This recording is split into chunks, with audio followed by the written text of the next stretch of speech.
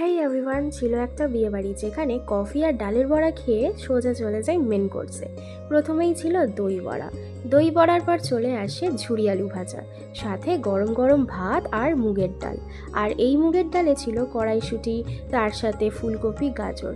বেশ ভালো লেগেছিল মুগ ডালটা খেতে। তারপরেই চলে আসে ঝাল ঝাল এঁচড় চিংড়ি, যেখানে চিংড়ি মাছটাই আমার পাতে বেশি পড়েছিল। খুব ভালো লেগেছিল খেতে। তারপরে মাছ খেতে তো ভীষণ ভালোবাসি, পাতে পড়ে যায় রুই পোস্ত। গরম গরম রুই পোস্তর সাথে সাদা ভাত খেতে বেশ ভালো লাগে, তাই না?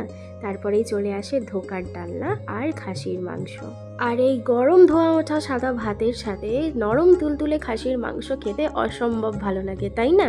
আর হ্যাঁ, খাসির মাংস কিন্তু এখানে অনেকবার দেওয়া হয়েছিল, যেখানে আমি দুবার নিয়ে নিয়েছিলাম।